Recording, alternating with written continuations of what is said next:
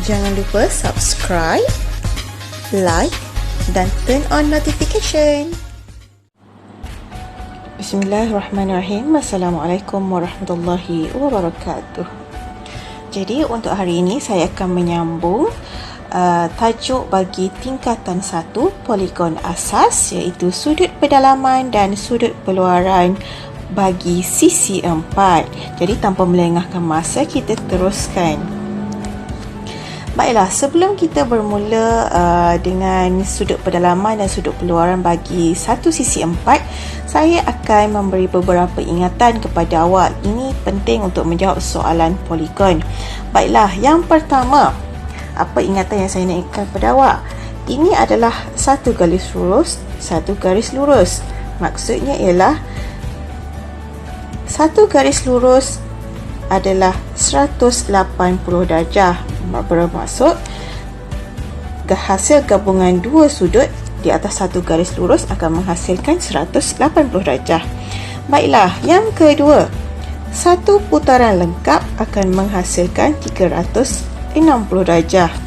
Dan seterusnya, yang ketiga adalah satu segitiga, yang mana jumlah sudut pedalaman di dalam segitiga akan menghasilkan 180 darjah.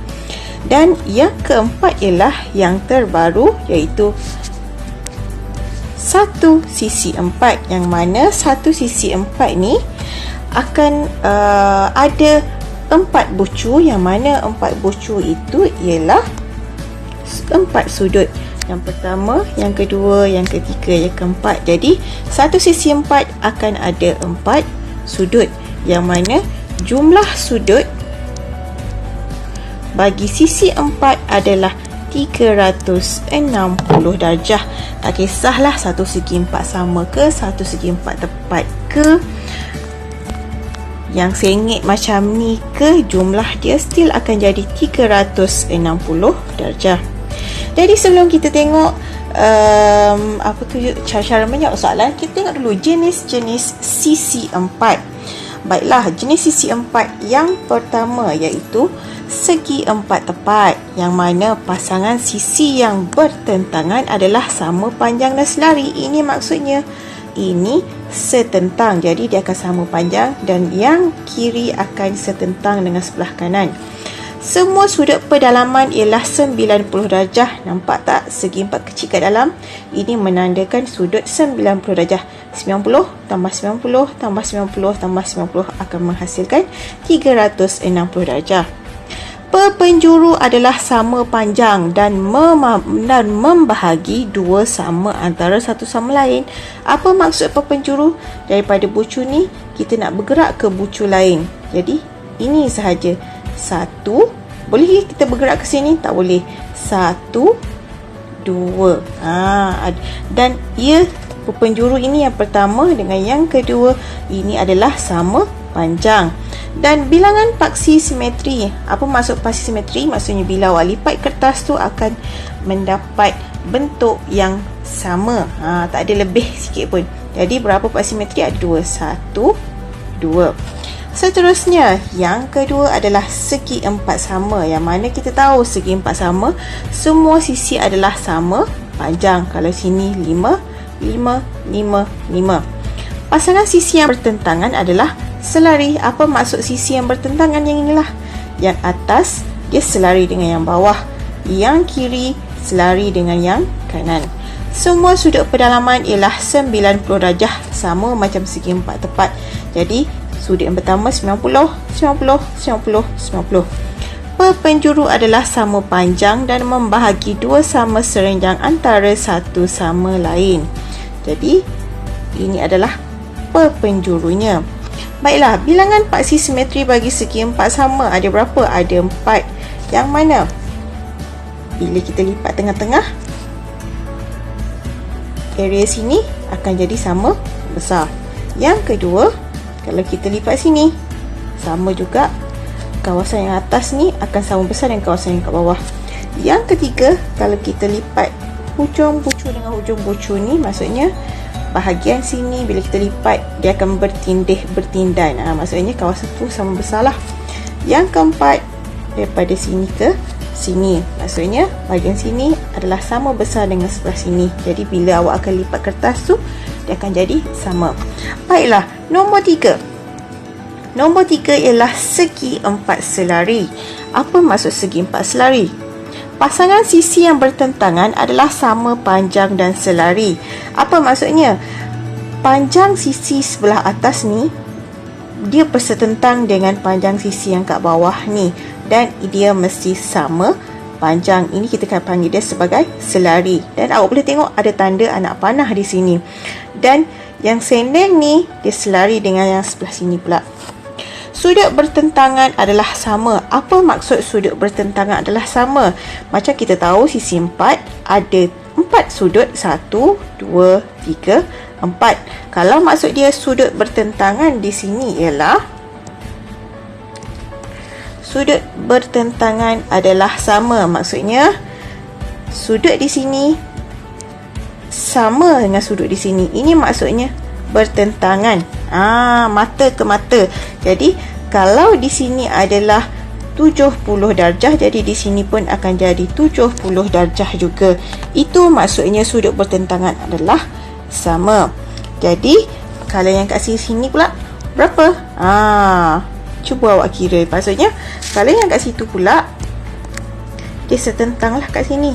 Kalau sini nilai dia X, kat sini pun nilai dia X juga. Baiklah, perpenjuru membahagi dua sama antara satu sama lain. Perpenjuru maksudnya daripada sini ke sini, ini ke sini. Yang keempat adalah rhombus. Baiklah, rhombus ni macam mana pula? Semua sisi adalah sama panjang. Maksudnya kalau kat sini 5, 5, 5, 5. Senang cerita, rhombus ni adalah segi empat sama yang disengitkan. Rhombus. Kalau segi empat selari pula adalah segi empat tepat yang disengitkan. Cuma bila dah disengitkan ni, kita akan tukar nama dia menjadi rhombus. Seterusnya, pasangan sisi yang bertentangan adalah selari. Atas selari dengan yang bawah, yang kiri selari dengan yang kanan. Sudut bertentangan adalah sama. Sama macam segi empat selari, yang mana sudut yang kat sini dia setentang dengan sini, jadi nilai dia akan jadi sama. Sudut yang sini pula setentang dengan yang sini, jadi dia akan jadi sama. Perpenjuru membahagi dua sama serenjang antara satu sama lain. Jadi mana dia punya perpenjuru? Inilah perpenjurunya. Jadi paksi simetri ada tak? Ada dua, iaitu yang pertama, yang kedua. Kalau segi empat selari, tiada bilangan paksi simetri. Baiklah, seterusnya trapezium. Ini adalah bentuk trapezium. Ini adalah yang kelima. Yang kelima adalah trapezium. Hanya satu pasangan sisi bertentangan yang selari. Jadi mana yang selari? Yang atas dengan yang bawah sahaja. Untuk gambar rajah ini, ini adalah selari. Jadi dia tak akan ada paksi simetri. Boleh tak trapezium ni yang pasangan selari tu kiri dengan kanan? Boleh, kalau dia mengubah gambar rajah dia menjadi begini.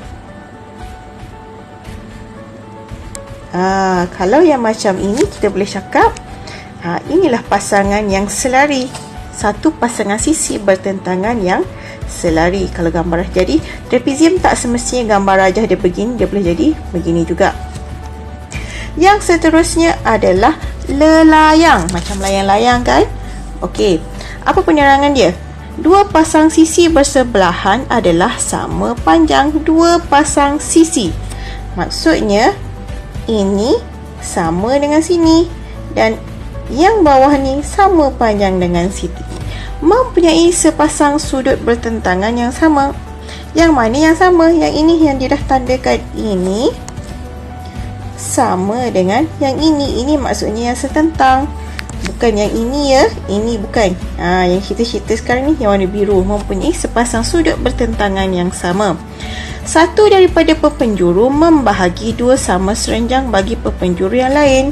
Jadi mana perpenjuru? Inilah perpenjurunya. Okey, ini perpenjuru, ini pun perpenjuru. Apa maksudnya membahagi dua sama serenjang? Maksudnya kalau kita buat ini dia akan menghasilkan sudut 90 darjah. Okey, boleh. Satu daripada perpenjuru membahagi dua sama sudut pada bucunya. So, bila ada perpenjuru yang ini, contoh ya, saya bagi contoh. Contohnya adalah dekat sini nilai sudutnya adalah 80 darjah. So, bila ada perpenjuru kat tengah sini, jadi kita tahu satu ini mewakili 40, yang ini pun mewakili 40. Itu maksudnya membahagi dua sama sudut pada bucunya. Okey, boleh? Kita teruskan dengan belum lagi contoh soalan. Okey, penerangan tentang sudut pedalaman dan sudut peluaran. Okey, yang mana awak tahu dalam ini maksudnya di dalam sisi 4. Kalau peluaran maksudnya dia di luar sisi 4. Jadi bila sisi 4 ni akan ada 4 sudut. Jadi saya namakan dia, ini sudut A, sudut B, sudut C, sudut D. Yang mana hasil tambah sudut A tambah sudut B tambah sudut C tambah sudut D akan menghasilkan berapa tadi yang saya dah cerita dengan awak, ingatan? 360 darjah. Okey, 360 darjah. Selesai untuk sudut pedalaman. Baiklah, sudut peluaran maksudnya dia berada di luar. Jadi agak-agak awak, di manakah sudut peluaran? Okey, yang macam kita nampak sekarang ini adalah sebahagian daripada sisi 4, tapi tiba-tiba dia terlebihkan satu garis lurus ni kan. Dia lebihkan. Bila lebihkan macam ni, ini akan menghasilkan sudut peluaran, yang mana di sinilah sudut peluaran bagi satu sisi 4. Jadi saya namakan dia sebagai E. Maksudnya sekarang ni C tambah E, iaitu C ni adalah sudut pedalaman. Sudut pedalaman. Dan E pula, yang ini adalah sudut peluaran. Bila tambah akan menghasilkan 180 darjah. Jadi pasangan dalam adalah luar. Jadi dalam campur dengan luar akan menghasilkan 180 darjah. Baiklah, kita tengok contoh yang pertama. Ini saya ambil contoh daripada buku teks, iaitu contoh 5 muka surat 215. Dalam setiap rajah yang berikut, PST ialah garis lurus. Mana PST? PST ialah garis lurus. Hitung nilai X dan Y. Jadi sekarang ni kita nak tengok X di mana? X berada di dalam. X berada di dalam. Cuba kita tengok pasangan dekat luar ada tak? Ada, 100. Jadi saya cakap apa tadi? Dalam tambah dengan luar akan menghasilkan 180 darjah, sebab ini adalah satu garis lurus. Jadi dalam dia berapa? X tambah dengan luar dia 100 sama dengan 180. Kita nak dapatkan nilai X, jadi kita kena hilangkan 100. Macam mana? Ini positif, lawan dia ialah negatif, jadi negatif 100. Bila kiri kita tolak 100, kanan pun kena tolak 100. Jadi yang tinggal kat sini adalah X sahaja. 180 tolak 100 adalah 80 darjah. Jadi kita dapat X. Sekarang ni kita nak tengok Y. Okey, Y berada di mana? Di dalam. Okey, ada pasangan di luar tak? Tak ada. Jadi sekarang ni kita akan menggunakan sepenuhnya sudut pedalaman bagi satu sisi 4. Satu sisi 4 ada berapa sudut? Ada 4 sudut. Jadi kita kena cek semua sudut ada tak sekarang ni. Baiklah. Ini sudut 52, 145, Y, X tadi adalah 80. Jadi sekarang ni, Jadi jumlah sudut pedalaman bagi satu sisi 4 adalah 360 darjah. Jadi nak dapatkan macam mana? Y tambahkan dengan 145 tambah 52 tambah 80 akan menghasilkan 360 darjah. Jadi tekan kalkulator, 145 tambah 52 tambah 80, awak akan dapat Y tambah 277 sama dengan 360. Okey, kita nak buat Y duduk sorang-sorang, jadi kita kena hilangkan 277 ni. Macam mana? Bila sini tambah, maksudnya kena tolak. Bila kiri tolak, kanan pun kena tolak. Jadi sini tinggal Y sahaja. Y sama dengan 360 tolak 277, awak akan dapat 83 darjah. Jadi inilah jawapannya. Untuk soalan seterusnya, B sama juga, dia menggunakan maklumat yang sama. PST adalah satu garis lurus. Cuma yang menariknya di sini, awak nampak tak ini apa? Ini apa? Ini mungkin segi empat selari, ini mungkin rhombus, sebab kita ada satu anak panah. Okey, yang menariknya di sini apa? Kita cuba tengok balik. Kalau untuk segi empat selari dengan rhombus, kata apa? Sudut bertentangan adalah sama. Sudut bertentangan adalah sama. Jadi sekarang kita tengok X. Setentang dengan sudut mana? Ya, setentang dengan 42. Dia setentang. Bila setentang, nilainya akan sama. Jadi kita akan terus. X sama dengan 42 darjah. Senang sangat. Betul? Seterusnya, kita dapat X. Kita nak tengok Y pula. Baiklah, Y berada di mana? Di luar.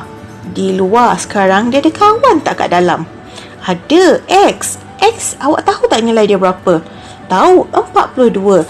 Jadi kita tahu dalam tambah dengan luar akan menghasilkan 180 darjah. Yang mana yang dalam itu adalah berapa? X ni 42 darjah. Tambah dengan luar adalah Y sama dengan 180. Sekarang kita nak Y sahaja. Kita tak nak 42. 42 ni nilai positif. Nak hilangkan dia macam mana? Berlawanan. Positif lawan dia negatif. Jadi tolak 42. Kiri tolak 42. Kanan pun kena tolak 42. Jadi kat sini hanya tinggal Y sahaja.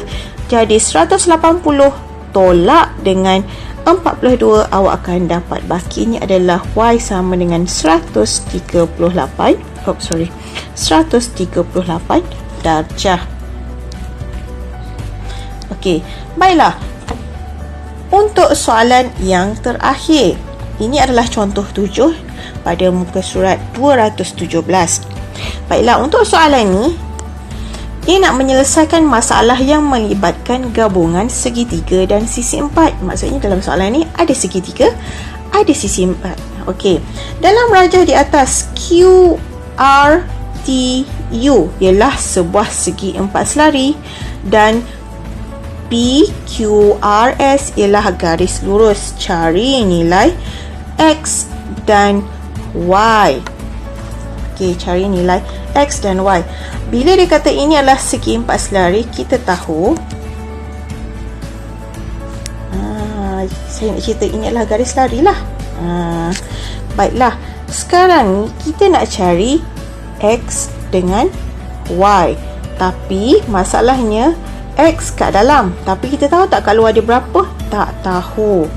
Baiklah, Y kat dalam, kita tahu tak kat luar dia apa? Tak tahu. Jadi kita kena menggunakan apa yang awak dah belajar dalam tajuk ini. Yang awak dah belajar sudut sepadan, sudut berselang-seli, sudut bertentangan bucu, semua tu kita nak recall balik. Okey, jadi sekarang ni keyword yang kita ada sekarang ni adalah 112 darjah dan 36 darjah sahaja. Okey, betul? Betul. Awak tak boleh nak cakap 36 darjah sama dengan X. Tak boleh, sebab ini bukan sudut bertentangan. Sudut bertentangan bukan ya. Jadi sekarang ni saya nak gunakan sudut sepadan. Sudut sepadan. Kenapa saya nak gunakan sudut sepadan? Sebab sudut sepadan ni dia berkaitan dengan garis lari. Ingat balik yang awak dah belajar sebelum ni. Okey, untuk garis lari ada 3 jenis sudut, iaitu sudut sepadan, sudut berselang-seli Yang ketiga adalah sudut pedalaman.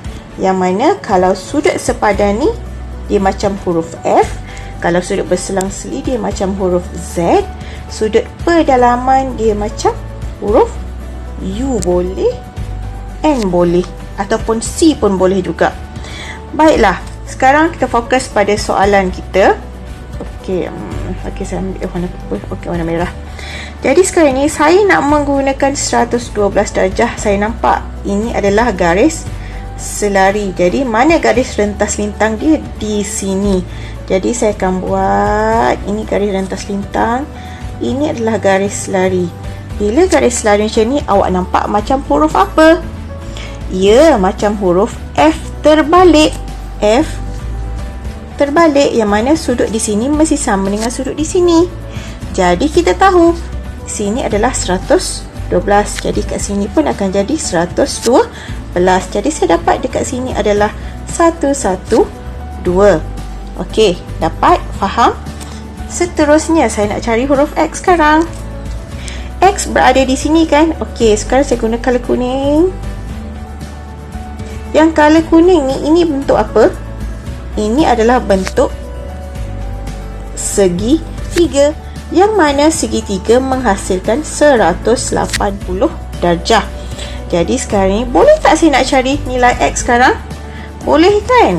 Okey, jadi X tambah 36 di sini tambah dengan 112 akan menghasilkan 180 darjah.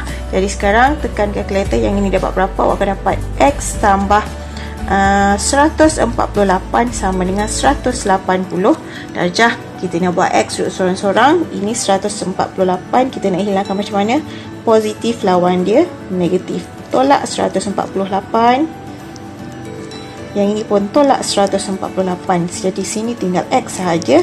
180 tolak 148, awak akan dapat 32 darjah. Jadi awak dapat X sama dengan 32 darjah. Baiklah, sekarang ni kita nak fokus macam mana kita nak cari nilai Y. Okey, saya padam dulu. Baiklah, Y berada di mana? Y berada di dalam satu segitiga. Ini segitiganya. Yang mana segitiganya ini adalah tiba-tiba ada calik macam ni. Jadi ini dia apa? Ini adalah segitiga sama kaki. Mana kaki dia? Ini kaki dia. Ini kaki dia. Jadi kaki dia mesti nilai yang sama. Sekarang ni kita tahu satu segitiga 180 darjah. Awak nak tahu Y, awak kena tahu nilai kaki. Sekarang ni awak tahu tak nilai kaki dia tu berapa? Tak tahu. Cuma maklumat yang terdekat yang kita dapat tadi, kita dah dapat nilai kat sini tadi kan? Kita dah dapat nilai di sini tadi. Berapa? Ini adalah 112. Jadi kalau saya lukis balik, ini kaki, ini kaki, ini Y, betul? Jadi saya dapat 112 tadi berada di sini. Saya tak lukis gambar rajah penuh. Saya ambil lukis macam tu je. Kenapa? Sebab saya nak buat 112 ni adalah di luar, yang mana kaki ni, satu kaki tu berada di dalam. Jadi sekarang ni saya nak tahu nilai kaki di dalam. Macam mana? Luar campur dalam akan menghasilkan 180 darjah. Jadi luar dia berapa? 112 tambah dengan dalam apa? Okey, awak nak gunakan gantian dalam tu dengan apa-apa boleh, tapi saya nak guna kaki. Okey, kaki sama dengan 180 darjah. Jadi sekarang ni saya nak nilai kaki je, saya tak nak 112 ni. Macam mana saya nak buang dia? Positif lawan dia negatif, nak hilangkan. Jadi kita tolak dengan 112. Ke kanan pun kita tolak dengan 112. Jadi nilai kaki sama dengan 180 tolak 112, awak akan dapat 68 darjah. Adakah awak sudah menjawab soalan? Tidak, awak hanya baru mendapat nilai kaki. Jadi kita akan letak nilai kakinya di sini. Kaki 68, kaki di sini pun 68 darjah. Jadi sekarang kita nak menjawab Y. Satu segitiga kan? Satu segitiga berapa darjah? 180. Jadi Y tambah satu kaki 68 tambah satu lagi kaki 68 akan menghasilkan 180 darjah. Jadi 68 tambah 68 dapat 136. Y tambah 136 sama dengan 180 darjah. Kita nak hilangkan 136 macam mana? Ya, tolak 136, tolak 136. Jadi kat sini tinggal Y sahaja. Y sama dengan 180 tolak 36 sama dengan 44 darjah. Jadi awak sudah siap menjawab soalan. Mungkin kalau pertama kali awak jawab soalan, mungkin awak akan terkeliru. Tapi bila lama-lama awak dah jawab soalan ni, awak akan seronok sebenarnya. Awak akan seronok sebenarnya. Sebab soalan untuk tajuk polikon asas ni sangat, bagi saya, seronok untuk kita buat. Awak dapat berfikir dengan cepat. Jadi setakat itu saja daripada saya. Assalamualaikum. Terima kasih.